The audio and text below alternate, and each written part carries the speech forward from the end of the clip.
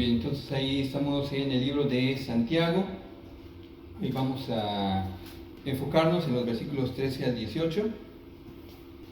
Y el título de este mensaje es La oración, la respuesta apropiada del creyente en situaciones adversas.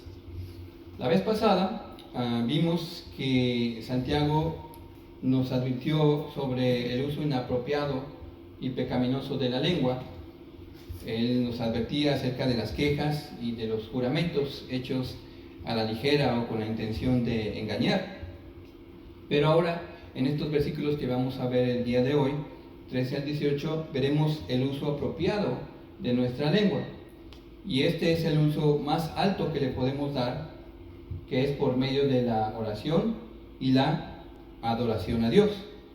Y esta será una marca distintiva del creyente maduro, que acudirá ante Dios en cualquier circunstancia de su vida, ya sea para orar o para alabarle. Y ninguna excluye a la otra. Así que Santiago, en los versículos que veremos hoy, nos describe diferentes situaciones en que la respuesta apropiada del creyente va a ser siempre la oración. Que vamos a dar lectura al pasaje de Santiago, capítulo 5, versículos 13 al 18. Dice así la palabra de Dios: ¿Está alguno entre vosotros afligido? Haga oración. ¿Está alguno alegre? Cante alabanzas. ¿Está alguno enfermo entre vosotros? Llame a los ancianos de la iglesia y oren por él, ungiéndole con aceite en el nombre del Señor. Y la oración de fe salvará al enfermo, y el Señor lo levantará, y si hubiere cometido pecados, le serán perdonados. Confesad vuestras ofensas unos a otros, y orad unos por otros para que seáis sanados. La oración eficaz del justo puede mucho. Elías era hombre sujeto a pasiones semejantes a las nuestras, y oró fervientemente para que no lloviese, y no llovió sobre la tierra por 3 años y 6 meses.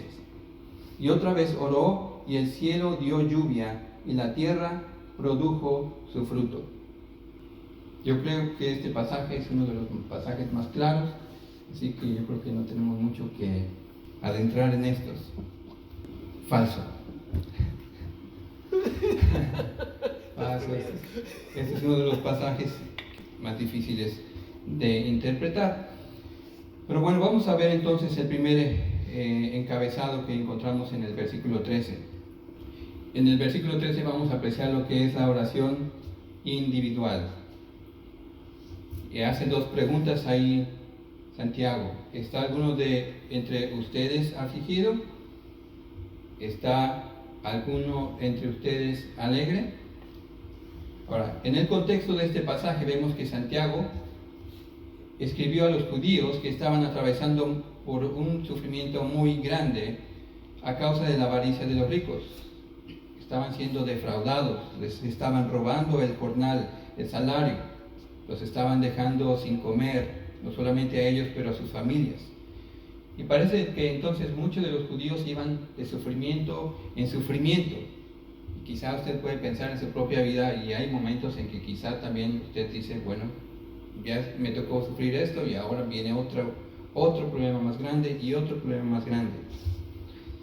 Así que por eso es que Santiago les exhorta a los creyentes a la paciencia para soportar tanto las circunstancias difíciles como también las injusticias de aquellos que estaban abusando de ellos. Y hermanos, en esta vida todos vamos a atravesar o estamos atravesando por el sufrimiento o la aflicción. ¿Y qué es lo que debemos hacer en esos momentos? Y Santiago dice, haga oración, acuda a Dios en oración. No se aparte de Dios, no ceda al enojo, a la amargura de su corazón, no se aleje de la devoción a Dios. En lugar de eso, corra hacia Dios con toda su tristeza, sí, con toda su aflicción, sí. ¿Para qué? Para que entonces con un corazón sumiso delante de Dios reconozca de forma gozosa la soberanía y la fidelidad de Dios sobre sus circunstancias y su vida. Porque hermanos, debe tener esto bien presente, que nosotros como creyentes no estamos a expensas de la mala fortuna, no estamos a expensas de la mala suerte, sino que estamos bajo el cuidado y la perfecta voluntad de Dios. ¿Lo cree? Dice en primera de Pedro 5:7, echando toda vuestra ansiedad sobre Él, porque Él tiene cuidado de vosotros. Salguero, un autor cristiano, dice: la oración es la medicina de todos los males, pues con ella se consigue reanimar el alma y se obtiene el auxilio pedido. Se obtiene el auxilio pedido. Así que, hermanos, la respuesta correcta cuando viene el sufrimiento a nuestras vidas, cuando viene la dificultad, la ansiedad, la tristeza nos golpea, es acudir a Dios en oración. Ahora, el otro lado de la moneda es cuando tenemos tiempos de remanso, de tranquilidad. Y Santiago pregunta: ¿está alguno alegre? ¿Se siente usted alentado el día de hoy? Amén. Pues entonces, no sea complaciente, no piense que usted puede hacerle frente a la vida por sí mismo. No se olvide de Dios. En lugar de eso, acuda a Dios en alabanza, en adoración. Porque, hermanos, usted sabe que cuando vienen momentos de tranquilidad a nuestra vida, es muy fácil entonces olvidarnos de Dios, ¿verdad? Pero Santiago dice: no, usted está alegre, está animado, entonces acuda a Dios en alabanza, en adoración. Así que, ¿cuál es la respuesta adecuada cuando usted se encuentra en sufrimiento? Acuda a Dios. Cuando usted se encuentra alegre, acuda a Dios para exaltar su carácter, sus atributos. Y en esencia usted va a reconocer la gracia suficiente de Dios y su soberanía. Así que en el sufrimiento, cuando usted acude a Dios en oración, lo hace para cobijarse bajo la suficiencia y soberanía de Dios, sometiéndose usted a la gracia y al poder y al cuidado y a la voluntad de Dios. Y estos mismos atributos son los que usted reconoce cuando canta alabanzas a Dios.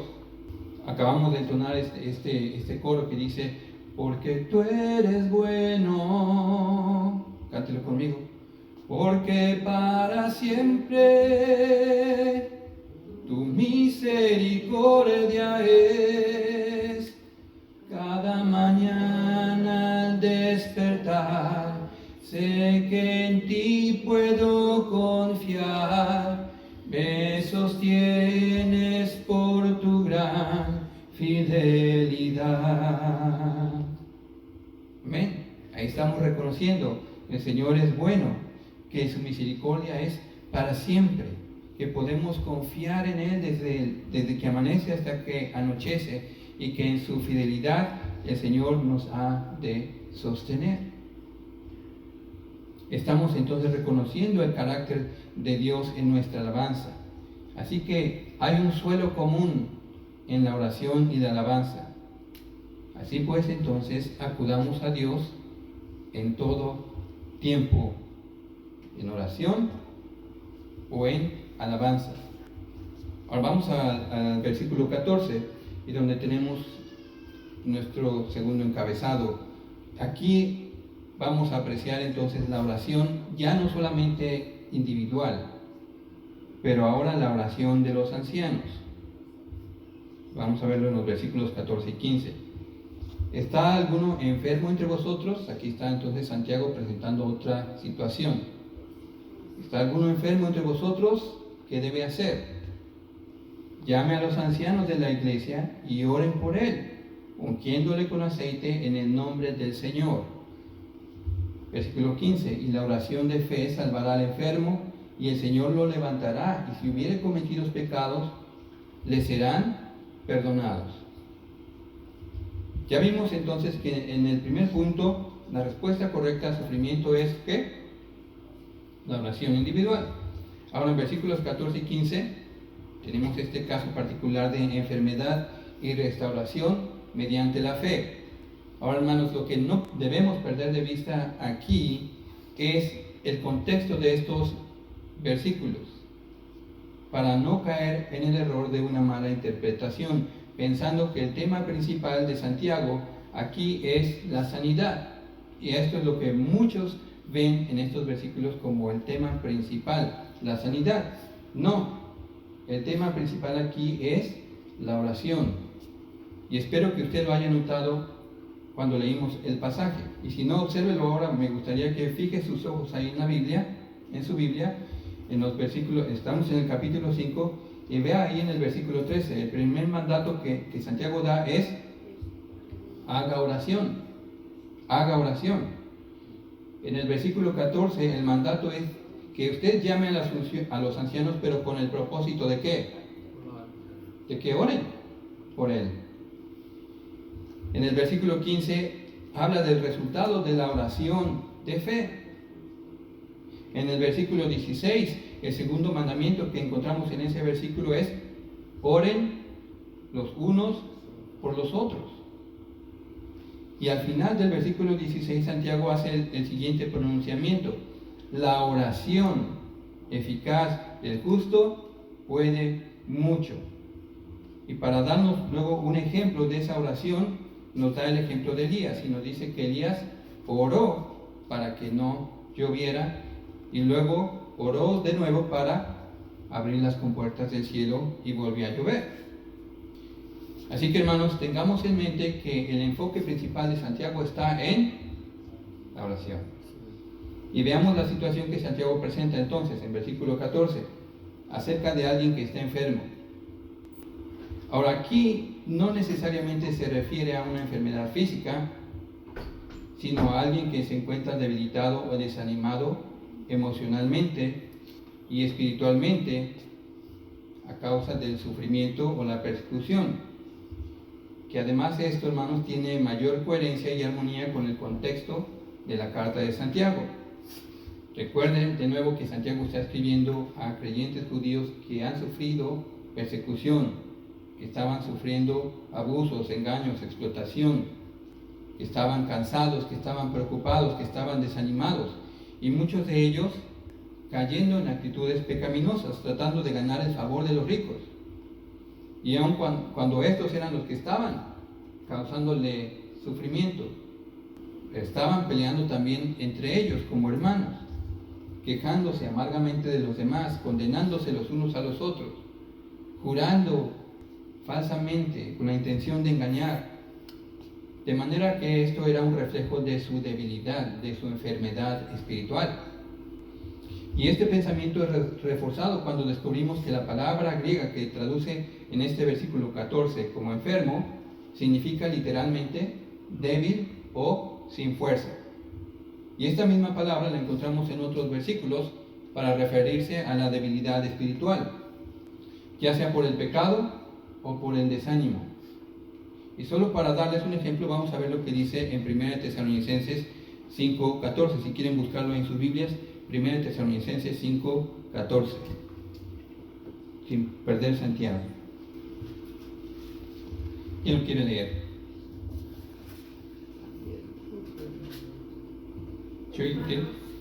Karina. Hermanos, les rogamos que amonesten a los perezosos, alienten a los tímidos, cuiden con ternura a los débiles, sean pacientes con todo. Cuiden con ternura a los débiles y sean pacientes con todos. Que mi versión dice que sostengan a los débiles. O sea, ahí viene esa palabra débiles, es la misma que Santiago traduce, o más bien la Reina Valera traduce como enfermo en el versículo 14. Pero aquí en este pasaje de 1 Tesalonicenses, Pablo la está empleando para referirse a aquellos que carecen de fuerza moral y espiritual.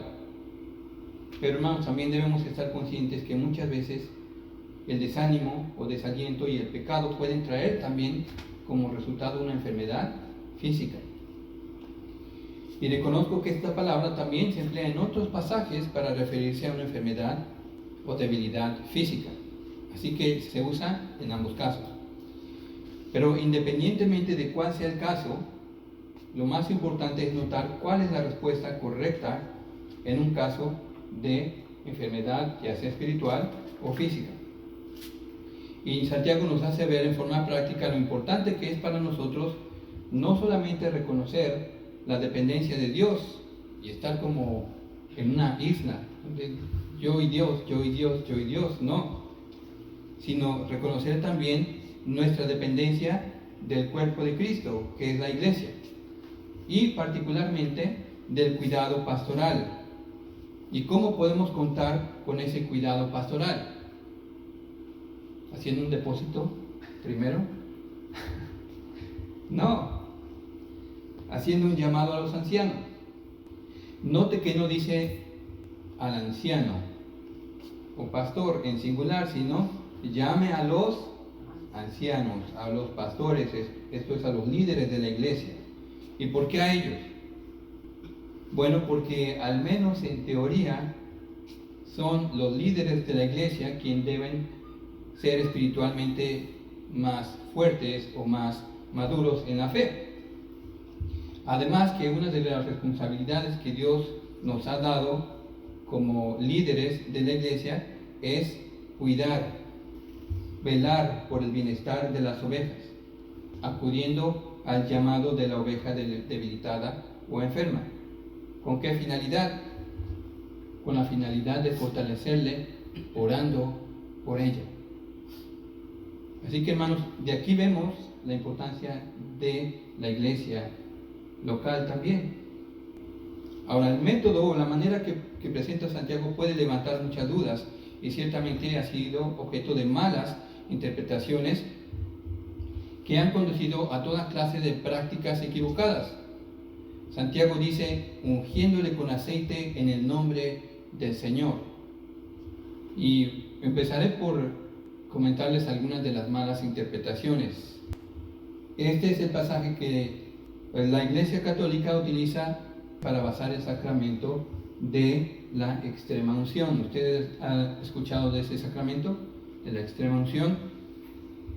Que en su inicio fue limitado únicamente para aquellos que estaban al borde de la muerte por enfermedad o vejez, y el aceite usado debía ser consagrado por el obispo que iba a emplear ese aceite.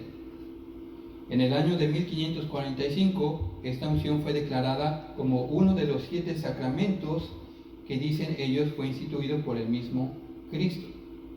Además se declara que esta sagrada unción confiere gracia y remite el pecado.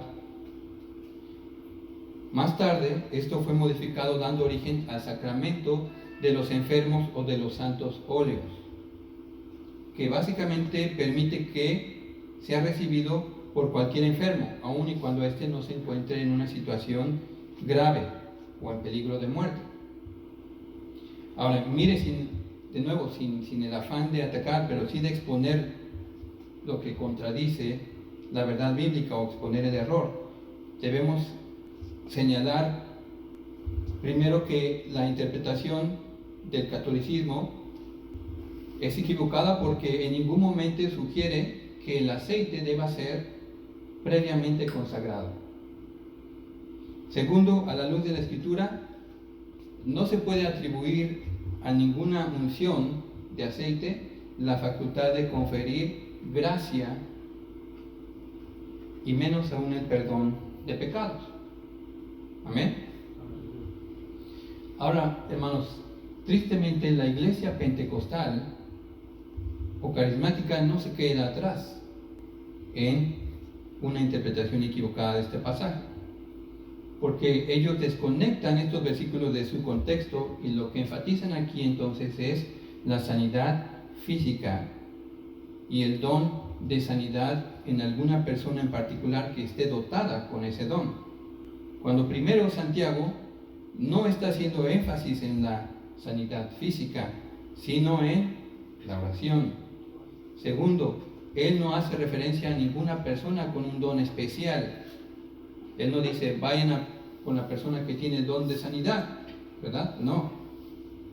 Vaya con los ancianos. Él no está refiriéndose a ningún don especial. Se está refiriendo a los líderes de la iglesia. También los carismáticos han puesto un énfasis especial en el aceite, que muchas veces se vuelve el objeto de la fe. Entonces lo que hacen es que la persona ponga su fe ¿en qué? En el aceite. Y eso está totalmente equivocado, es un error. Ahora otro error con respecto al versículo 15 es que lo toman también como una promesa de sanidad física, sí o sí, sí o sí, ignorando la enseñanza general de Santiago y de la Biblia.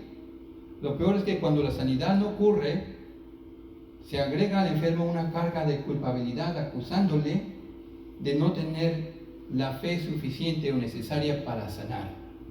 Entonces, va el líder o va el pastor y hace una oración declarando, decretando sanidad sobre el enfermo.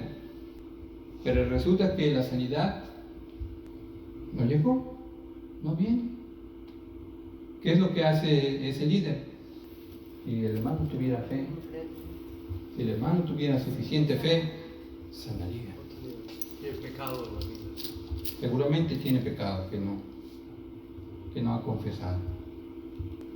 Entonces, ese es un engaño. Porque, hermanos, la oración de fe aquí en el versículo 15 no está relacionada al enfermo, está relacionada a la oración de los ancianos, no del creyente débil. Así que ese es un abuso en ese pasaje. Ahora, la pregunta del millón es entonces, ¿cuál es la forma correcta de interpretar el ungir con aceite en el nombre del Señor? Y empecemos entonces a notar lo que es evidente. La acción de ungir no es el enfoque principal de Santiago en este pasaje. Ahora, el verbo que Santiago usa para ungir no es el que se usa para una unción ceremonial o religiosa. Hay un comentarista llamado Bob Udley que apunta que este era el término usual para frotar una medicina y agrega que podía tratarse de una costumbre judía significativa para el enfermo. Lo vemos, por ejemplo, en Lucas, cuando el buen samaritano cura las heridas del hombre moribundo utilizando aceite. Y eso lo tenemos aquí en Lucas, a ver si lo tengo aquí, 10:34. Lucas 10:34. Dice así: y acercándose, le vendó sus heridas, derramando aceite y vino sobre ellas, y poniéndolo sobre su propia cabalgadura, lo llevó a un mesón y lo cuidó. Otro ejemplo lo tenemos también en Marcos 6:12-13. Marcos 6:12-13. Lo voy a poner aquí. Dice así: y saliendo predicaban que todos se arrepintieran y echaban fuera demonios y ¿qué? Ungían con aceite a muchos enfermos y los sanaban. Ahora, en el caso de este pasaje de Marcos, varios comentaristas bíblicos coinciden en afirmar que el ungir con aceite era más bien, en este caso, una representación simbólica de sanidad obrada por el poder y la presencia del Espíritu Santo. Así que, hermanos, yo, sin ser dogmático, ¿entiende cuando yo digo eso? Lo que quiero decir con eso es que no les estoy diciendo esto debe ser así y así es, y no hay otra forma de interpretar este pasaje. Entonces no estoy diciéndoles esto porque aquí hay varias interpretaciones, pero yo les estoy dando lo que a mi parecer es la mejor interpretación. En este caso de Santiago 5:14 es similar al de este pasaje de Marcos, que se trata más bien de un acto simbólico, que al ser vinculado con el nombre del Señor, representa la autoridad de Cristo sobre la enfermedad o el sufrimiento que conforme a su misericordia y poder actúa a favor del creyente que se humilla reconociendo y confesando su pecado ante Dios. Pero, hermanos, debemos reconocer entonces que en cada caso la sanidad física o espiritual es divina.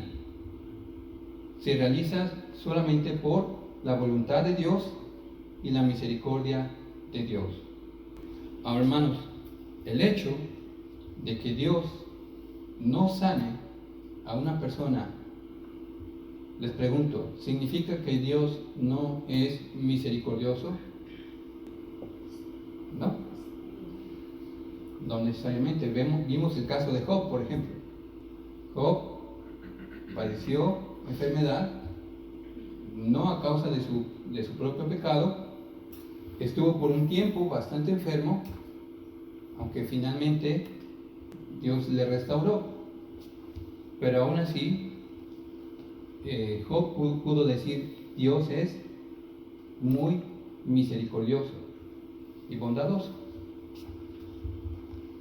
Entonces, algo que también es importante es que la acción de ungir con aceite en el nombre del Señor no sustituye la atención médica que una persona enferma debe recibir. Yo no sé si ustedes han llegado a escuchar de creyentes que de repente asisten a alguna iglesia que podría ser mayormente carismática o pentecostal, que dicen, no, está enfermo, ahorita mismo vamos a declarar sanidad, vamos a orar y vamos a creer.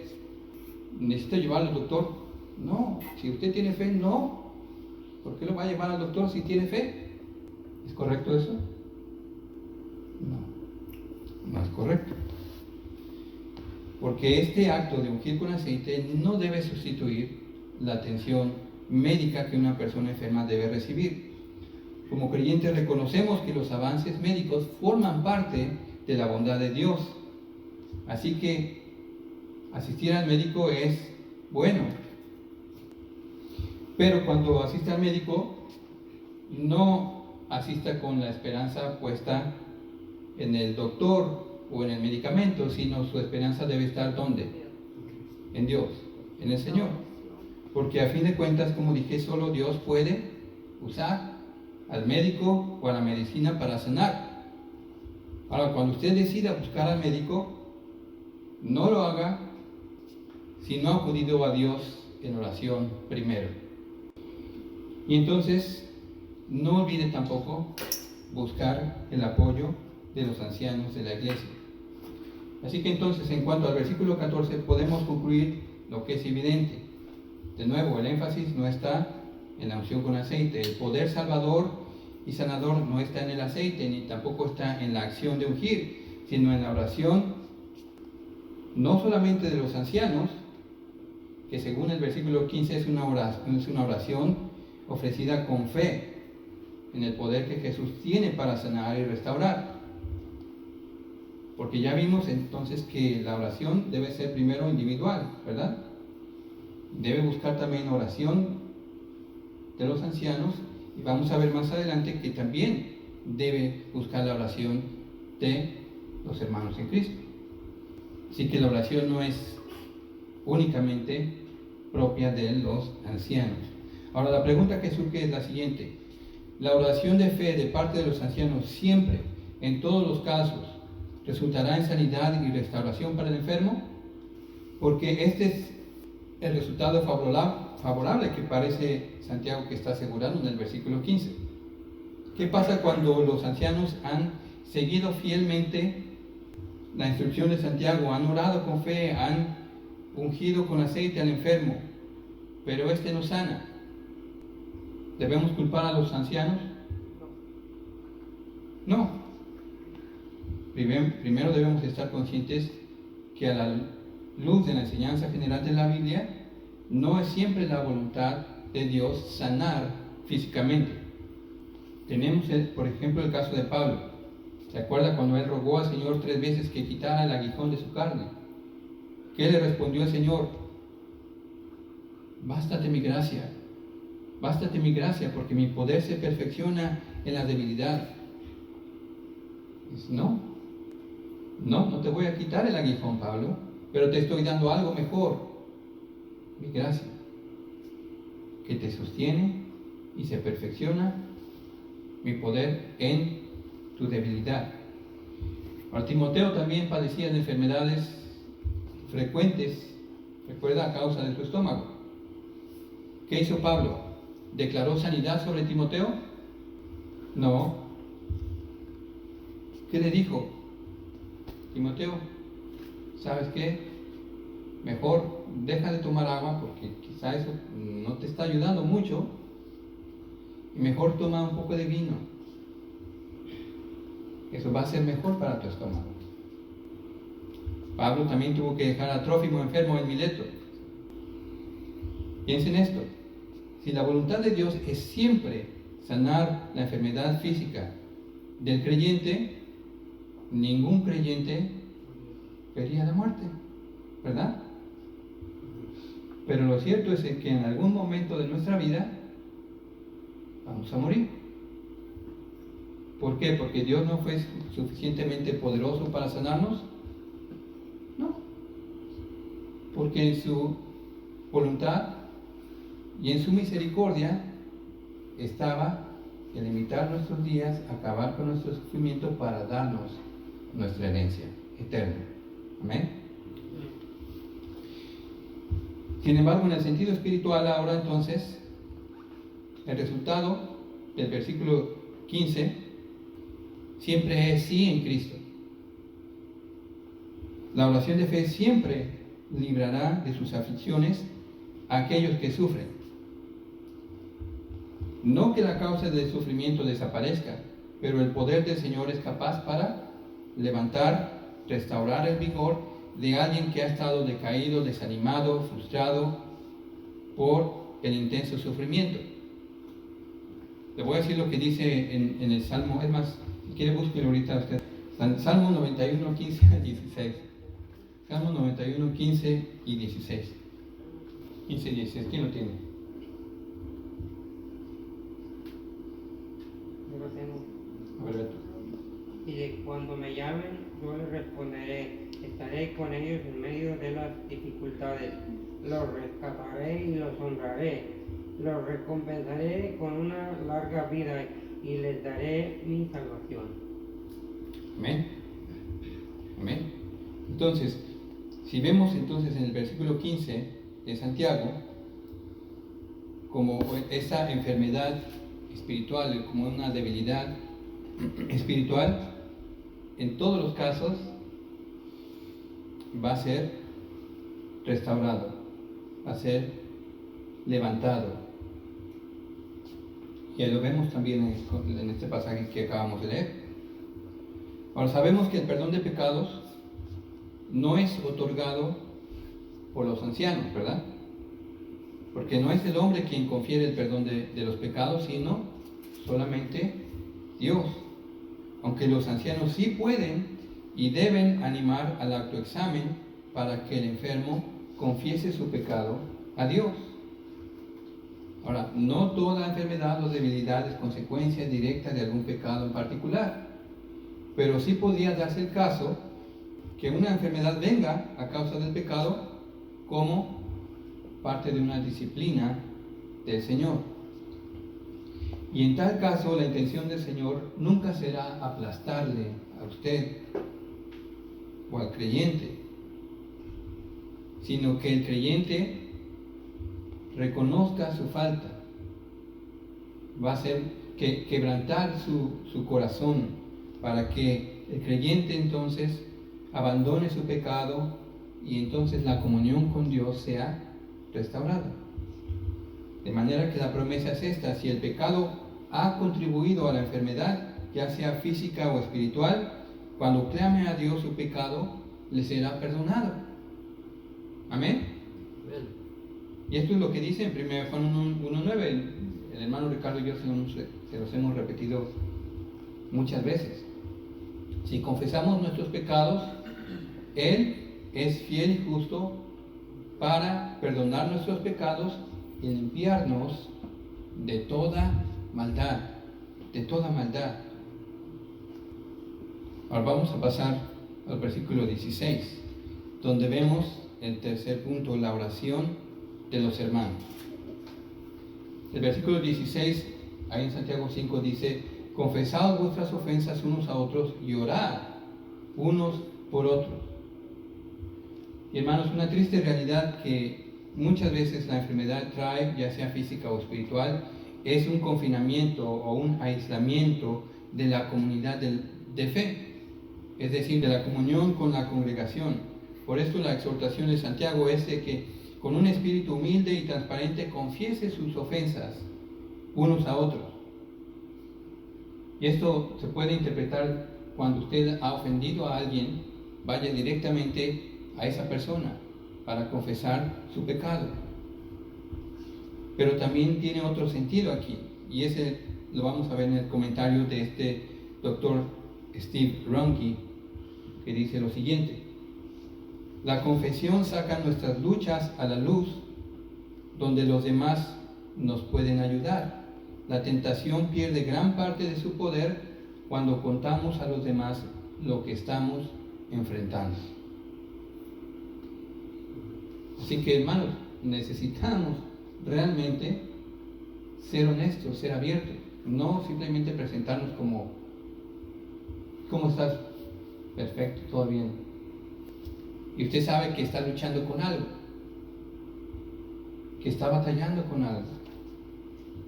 No, todos estamos batallando con algo. Así que realmente no debemos sentir vergüenza o tratar de aparentar algo que no estamos realmente sintiendo. Ahora, lo que debemos tener cuidado aquí es de buscar el apoyo de hermanos maduros en la fe, que sabe usted que ellos le pueden dar un consejo, que le pueden alentar, y que sabe usted también van a estar orando por usted. Esta instrucción de Santiago además hace evidente que la oración no es una práctica reservada únicamente para los ancianos, sino que es un privilegio para todos los creyentes. Ya que usted tiene entonces el privilegio de orar, pues haga uso de la oración, orando también por los demás, que sea una oración recíproca. Los hermanos oran por usted y usted ora por ellos. El propósito de esto, dice Santiago, es para que seáis sanados. En otras palabras, esto es lo que va a traer también una restauración espiritual a su corazón. Esto le va a fortalecer.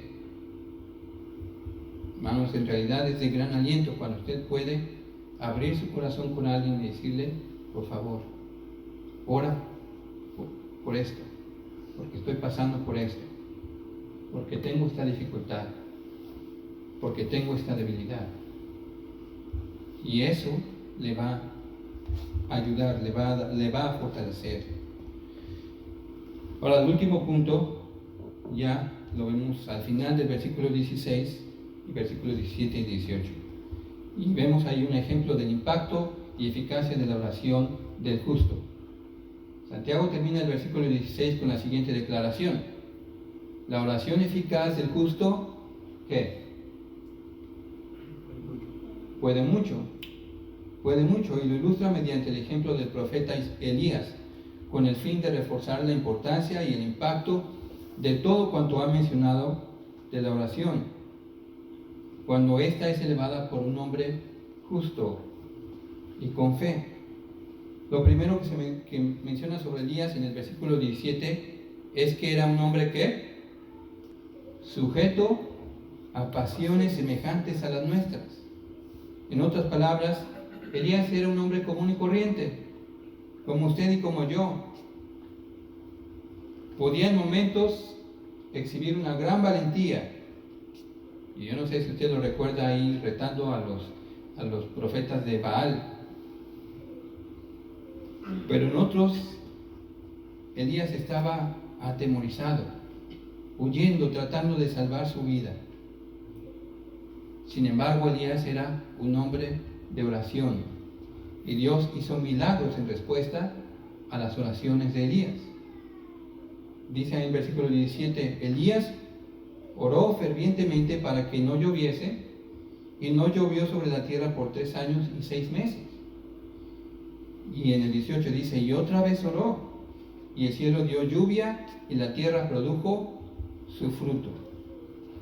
¿Cuál era entonces la peculiaridad de Elías que hacía que sus oraciones tuvieran tal impacto? ¿Será que Elías era un hombre justo, un hombre íntegro? Pues no hay duda de que la eficacia de la oración también está relacionada con la vida espiritual de la persona que ora. Es importante vivir una vida piadosa, amén. Pero eso no nos puede llevar a pensar que la oración eficaz está reservada para los que son espirituales, para los gigantes espirituales. Por eso Santiago ha tratado de corregir esa percepción diciendo, no tienen que ver a Elías como un superhombre. No, Elías era un hombre sujeto a pasiones semejantes a las nuestras, no era perfecto. Así cualquier creyente, siendo imperfecto, pero que ha sido perdonado por Dios, que procura la piedad, que ora con fe, es un hombre justo. Y sus oraciones tienen un gran impacto y eficacia que está vinculada mayormente a la voluntad y al poder de Dios. También podríamos pensar que el éxito de las oraciones de Elías estaba en el fervor de su oración. La mayoría de las traducciones nos dicen en el versículo 17 que Elías oró fervientemente.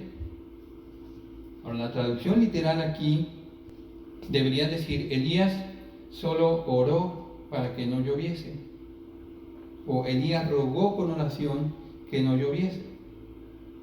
Y hermanos, es bueno orar con fervor, pero no debemos pensar que la eficacia de nuestra oración está en la intensidad con la que se expresa. Usted va a escuchar luego muchas personas casi gritando en su oración, pensando que el grito, que la emoción de su oración es la que la hace eficaz. Y no es así. Si analizamos las oraciones de Elías, son oraciones breves y sencillas. Y nada más le doy la referencia ahí, a lo mejor si quiere, en Primera de Reyes 18, 36, 37 vemos una oración de Elías, donde la clave de la oración de Elías no está en la intensidad, pero está en la confianza tranquila, la certeza de que el Señor estaba escuchando, de que el Señor estaba cercano. Y escuche entonces esto: el poder de la oración es inherente a ella. ¿Entiende eso? El poder de la oración es inherente a ella. Y cuando se practica con una fe sencilla, simplemente libera su poder efectivo. ¿Amén? Entonces, el poder en sí está en la oración. No está en sus palabras, no está en usted. Está en la oración que se practica con fe, que viene de una vida íntegra, de una vida piadosa, de alguien que tiene una fe sencilla, una confianza sencilla de que Dios realmente está escuchando esa oración y de que Dios va a responder a esa oración. Así que, hermanos, la respuesta apropiada en todo tiempo como creyentes es que la oración. La oración. No dejemos de orar en lo individual. Tampoco dejemos de buscar el apoyo de los ancianos en oración cuando sea prudente. Y busquemos también el apoyo de otros hermanos que pueden estar orando por nosotros para que Dios nos fortalezca en la debilidad y sane nuestros corazones. Amén. ¿Tienen alguna duda, pregunta? Ok, vamos a ver. Padre Celestial, gracias te damos, Señor, por la enseñanza de Santiago, Señor, que a pesar de que pues hay muchas interpretaciones, Señor, sí podemos, a la luz de la enseñanza general de tu palabra, identificar, Señor, cuáles son realmente los errores en que muchas religiones han caído en la práctica de este pasaje. Señor, ayúdanos a ser cautelosos en versículos en que no hay realmente un pasaje paralelo a él, como en el caso de estos versículos 14 y 15 de Santiago. Así que, Señor, ayúdanos para que más bien atendamos a lo que es realmente claro en el pasaje.